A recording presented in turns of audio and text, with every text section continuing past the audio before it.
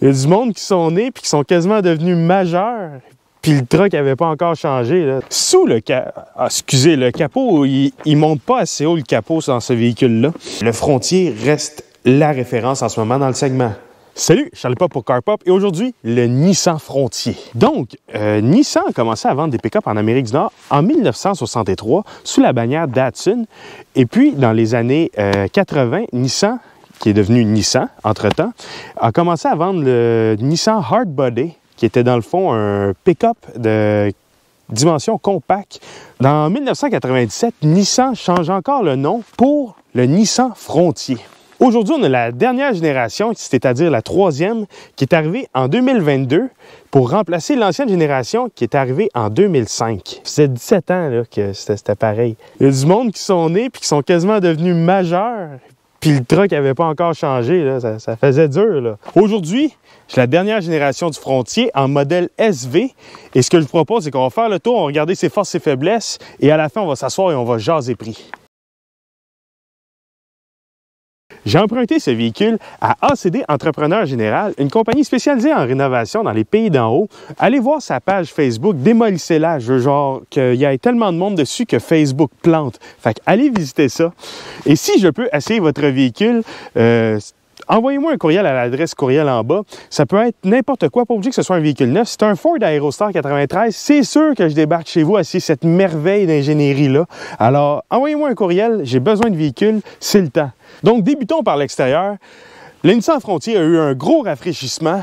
Puis, maudit que ça fait du bien. Puis, il est vraiment beau en plus. Le capot du Nissan Frontier a des bosses dedans qui viennent donner un look musclé. On a encore le fameux logo Frontier qui est juste au-dessus de la calandre, qui est encore présent, qui est très joli. La calandre est en plastique, mais a un look métallique, ce qui vient renforcer le look musclé. Le bas du pare-choc, encore une fois, on a un plastique qui donne un look métallique qui est vraiment joli. C'est très musclé aussi. On a des crochets. Et tous les Nissan Frontier SV ont une bavette qui part d'ici et qui descend en dessous du véhicule et qui remonte de l'autre côté. Mais sur celui-ci, elle a été retirée. C'est super facile à faire, c'est 4 attaches et ça vient vraiment donner un look plus réussi au Nissan Frontier. Donc, si vous avez un Nissan Frontier SV, je vous conseille fortement d'enlever votre bavette. Sur le côté du Nissan Frontier, ben, c'est très carré. Il n'y a pas beaucoup de relief. Comme vous voyez, il y a quelques petites... un petit peu de relief dans les ailes, mais pas grand-chose. Ce qui vient encore une fois donner un look baroudeur au camion. On a la trappe à gaz qu'on peut crier après. Ah! Ici, on a la cabine double, donc 2 portes, mais on peut aussi avoir la cabine King Cab qui finirait comme là, qui est dans le fond une demi-porte. Côté format boîte, tous les Frontiers au Canada viennent avec la boîte de 6 pieds, excepté le Pro 4X avec cabine double. Celui-ci vient avec une boîte de 5 pieds. Aux États-Unis, on a toutes les configurations qu'on a ici au Canada, mais aussi en version 5 pieds, ce qui pourrait être intéressant. Et on n'a aucune version Pro 4X aux États-Unis avec la boîte de 6 pieds, ce qui serait aussi très intéressant à voir à mon avis. Parlons pneus et jantes sur le Frontier SV. Le Frontier SV vient d'origine avec du 265/65 R17. Ici, on a les roues d'hiver du propriétaire, donc c'est pas la même dimension. Il a mis les dimensions du Pro 4X encore une fois, donc 265/75 R16. C'est un pneu qui est quand même assez dispendieux à remplacer, mais qui est dans la moyenne pour la catégorie côté coût de remplacement. Quelque chose qui est assez dérangeant sur tous les Frontiers qui ne sont pas le Pro 4X, la fausse selle, ben il n'y en a pas. Et franchement, c'est vraiment pas agréable à regarder. En ce moment, il y a à peu près 3 cm de terre là. Toute la cochonnerie vient dans l'aile et à long terme, ça va rouiller. Franchement, Nissan, je pense que les propriétaires seraient prêts à payer pour avoir des fausses selles.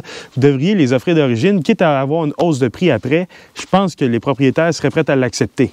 Donc, à l'arrière du Nissan Frontier, c'est encore une fois très carré, très simple. On a la fameuse tailgate qui est Frontier gravé dedans.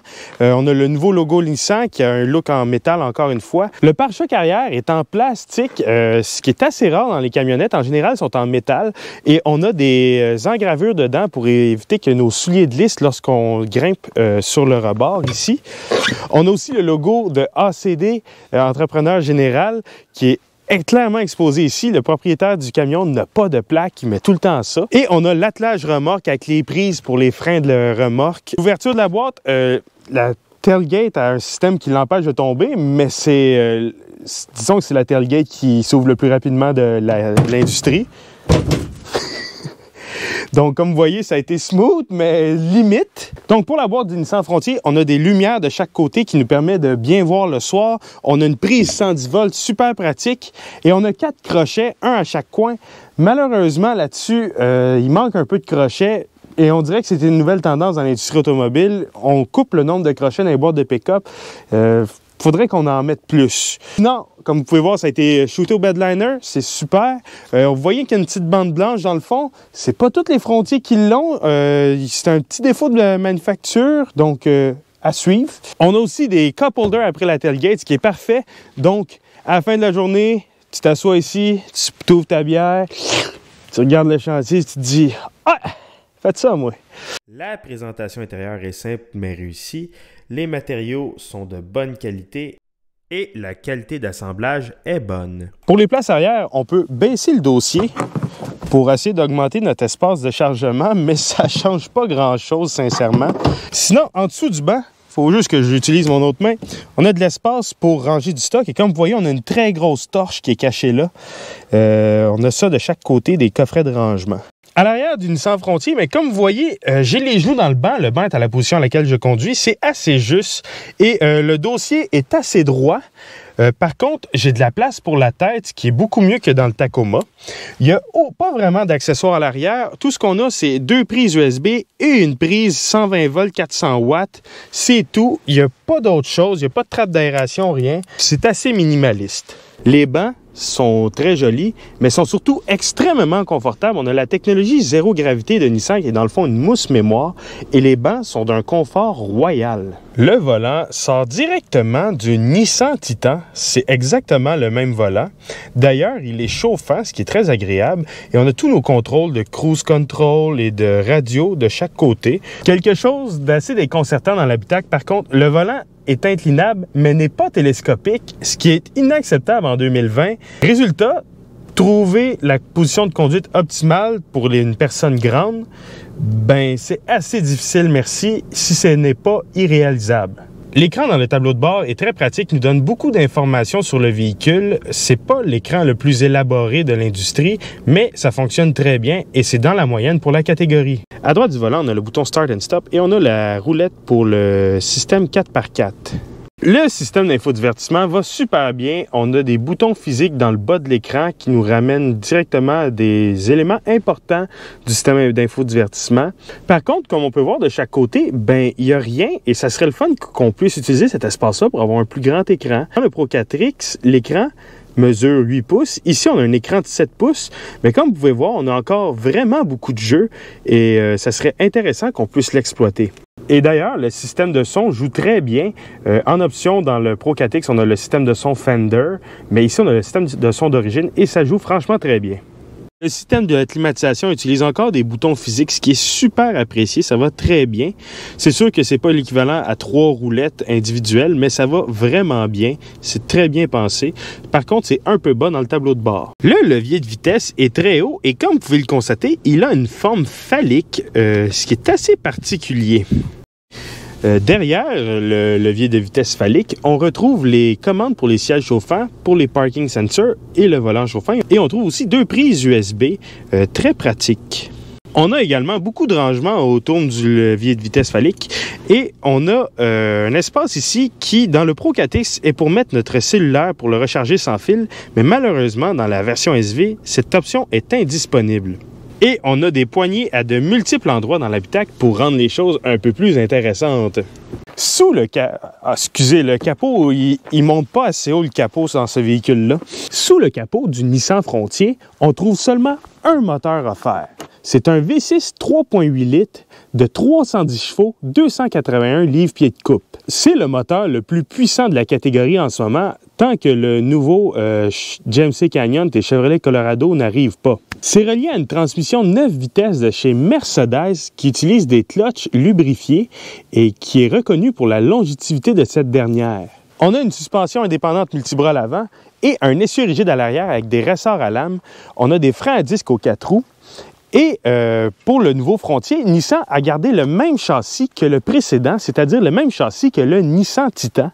Donc, on a dans le fond un châssis 1 demi-tonne, mais avec une suspension moins résistante. Nissan annonce une capacité de remorquage pouvant aller jusqu'à 6700 livres et tous les camions viennent d'origine avec un tow package, donc tous les camions sont capables de remorquer minimum 6000 livres. D'ailleurs, remorquer plus que 6000 livres avec une camionnette intermédiaire, ça commence à être assez dangereux, merci. Même si certains de la catégorie annoncent jusqu'à 7500 livres de capacité de remorquage, je ne vous conseille pas de dépasser 6000 livres. Conduire le Nissan Frontier. Donc, la visibilité du Nissan Frontier est excellente. On voit où est-ce que le devant finit. On voit très bien sur les côtés. L'angle mort est excellent. C'est vraiment réussi. C'est beaucoup plus réussi que le Tacoma. Un autre point fort du Frontier, son insonorisation. Vraiment, c'est excessivement bien insonorisé. C'est la meilleure insonorisation de la catégorie. On entend très peu la route. C'est vraiment réussi. La direction, elle est excessivement lourde. Moi, j'apprécie, mais certaines personnes n'apprécieront pas. Vraiment, le volant est très lourd. On ne sent pas la route non plus. C'est un système hydraulique, ce qui est assez cool, merci. On a plus de feedback que dans une direction électrique, mais on sent quand même pas la route. Peut-être de filmer. Un reproche au Frontier, par contre, son rayon de braquage est assez élevé, comme vous pouvez voir en tournant autour de la pompe à essence. On prend vraiment beaucoup d'espace. On a l'impression de conduire un 1500 et non un pick-up de catégorie intermédiaire. C'est raté là-dessus. Le moteur et la transmission travaillent excessivement bien. Pour la vie de tous les jours, on n'aura aucun problème. En accélération, on a une puissance très linéaire. C'est pas un moteur qui va avoir autant de guts que par exemple le EcoBoost à bas régime, mais on va avoir du couple tout au long de la plage de puissance. Niveau consommation de carburant, les gens sur Fuelie font en moyenne 13,6 litres au 100 km. Le propriétaire de ce camion-ci vient de rajouter une toile sur la boîte de pick-up et dit que ça a fait une grosse différence. C'est pas le pick-up le plus économique de la catégorie, surtout quand on compare avec le GMC Canyon, le Ford Ranger et le Honda Ridgeline. Le propriétaire me disait qu'un 15 litres combiné avec un peu de remorquage de l'autoroute, un peu de situation urbaine, c'est pas mal ça que vous allez faire avec un Frontier. En ce moment, il est à 14,9 pour un combiné, comme je disais, remorquage, autoroute, milieu urbain. Donc, attendez-vous à ce que ce soit pas doux à la pompe. En même temps, le Tacoma que j'ai essayé l'autre jour ne remorquait pas et se tenait à 16,8 litres au 100. Donc, c'est meilleur qu'un Tacoma, mais comme je disais, il se fait mieux dans la catégorie. La suspension travaille très bien. C'est assez surprenant pour un véhicule avec des ressorts à lame de ce format-là. Ça rebondit un tout petit peu, ça brasse très peu. Par contre, le Pro 4X, de ce que j'ai pu constater, j'ai pas pu l'essayer encore, ça semble brasser énormément. Je regardais des vidéos, les gars ils roulent et tu vois la cabine se faire brasser, la caméra se faire brasser. Et beaucoup de journalistes reprochent au Pro 4X d'être tape-cul. En conclusion, le Frontier, ça va vraiment bien. On a vraiment modernisé le produit et vraiment, il va faire sa place dans la catégorie. C'est pas mal le top en termes de conduite présentement, à part le Ridgeline évidemment, mais le Ridgeline, on s'entend, il est monocoque. Et vraiment assez impressionnant comme véhicule. Maintenant, parlons prix. Comme j'ai dit dans ma vidéo, on a deux configurations offertes pour le Frontier au Canada. On a la version King Cab boîte de 6 pieds et on a la version cabine double boîte de 6 pieds. Et bon, on peut dire la troisième configuration pour le Pro 4X seulement, qui est cabine double, boîte de 5 pieds. On va commencer par faire toutes les versions King Cab. Le King Cab de base, c'est-à-dire la version SV, commence à 50 000 $. Ça comprend le transport et les taxes. En passant, j'ai oublié de vous dire, SV, ça signifie Sylvain. On est très bien équipé. On a l'air climatisé, on a le cruise adaptatif. En fait, on a toutes les sécurités active dans le véhicule. Phare automatique, par contre, c'est halogène. On a le V6, on a le système 4x4 et on a l'ensemble remorquage de base. Donc, c'est vraiment intéressant. La seule chose qui manque, et on ne peut pas l'avoir en option, c'est le fameux bedliner, le protège-caisse, qui devrait être, à mon avis, de base dans tous les pick-up, et les fausses ailes qui sont juste pas offertes en option. C'est ça, à ce prix-là, on est extrêmement bien équipé et c'est vraiment intéressant comme véhicule. Au-dessus de ça, on a le SV Commodité qui, lui, est 54 000 $ environ. Encore une fois, taxes et transports inclus. On a le même équipement qu'on avait dans le Frontier qu'on a essayé, c'est-à-dire les phares Odell, l'air climatisé automatique, l'ensemble remorquage, le V6 encore une fois. Bref, une version avec un peu plus d'équipement qui, à mon avis, est beaucoup plus intéressante et qui vaut vraiment les 4000 $ de plus. Franchement, j'irais beaucoup plus pour celle-là. Dans la version King Cab, au sommet de la chaîne alimentaire, on a le Pro 4X qui, lui, est 56 000 $. Ça comprend encore les taxes et les transports. À ce moment-là, on a une suspension renforcée pour le hors-route. On est plus haut, on a des pneus hors-route, on a plein de plaques de protection en dessous du véhicule. Bref, on est équipé pour aller loin dans le bois et on nous charge un prix qui est, à mon avis, assez raisonnable. Par contre, on ne peut pas avoir les sièges en cuir comme dans la version cabine double, ce qui serait, à mon avis, quelque chose d'assez intéressant, même si c'est un cabine simple. Ensuite, dans le cabine double, on n'a pas de SV de base. On commence tout de suite avec le SV Commodité, qui était la version qu'on avait à l'essai. On est à 56 000 $. On a vraiment un véhicule qui est bien équipé, qui est compétitif côté prix. Par exemple, un Tacoma, avec le même équipement, va être environ 2000 $ de moins, mais le Frontier est vraiment plus moderne. Et je crois que c'est une des versions les plus intéressantes du Frontier. Pour environ 1500 $ de plus, on a la version Midnight, qui est la même chose, mais avec la calandre noire, les roues noires, etc., etc. Personnellement, je trouve pas que ça vaut 1500 $ de plus. Restez avec la version SV Commodité. La version la plus intéressante vient tout juste de sortir cette semaine. Nissan a reconfiguré cette semaine ses versions, probablement en réaction au nouveau Colorado. Et à mon avis, c'est la plus intéressante, c'est la version SV Privilège. Côté prix, on est environ 58 000 $ et on vient situer entre un Pro 4X tout équipé et un SV Commodité. Dans le fond, on a tout l'équipement du Pro 4X sans les équipements de hors-route. Donc, on a le système de son de gamme, on a les sièges en cuir, on a le pad pour recharger le téléphone sans fil, toutes sortes d'options de luxe. Et tout ça, ça vient permettre au Frontier de venir compétitionner le Ranger Lariat et le Canyon Denali, ce qui est, à mon avis, très intéressant. Le tout pour un prix fortement moindre. Au sommet de la chaîne, pour la cabine double, par contre, on parle à la boîte de 6 pieds, on est rendu avec une boîte de 5 pieds. On a le Pro 4X qui, avec l'option des sièges en cuir, une option à 2000 $, revient à environ 62 000 $. Quand même assez intéressant, très compétitif comme prix. Vraiment, en gros, côté prix, le Nissan Frontier arrive très fort. On est vraiment bien équipé pour des prix vraiment compétitifs que personne n'arrive vraiment à égaliser. Le seul qui peut l'égaliser dans certaines versions, c'est le Tacoma, mais on n'est pas aussi moderne et c'est vraiment un des points forts du Frontier. Donc, pour conclure, le Frontier, je vais me faire lancer des roches. Je vais l'appeler maintenant le Tacoma 2.0, puisque le Tacoma ne se modernise pas tant.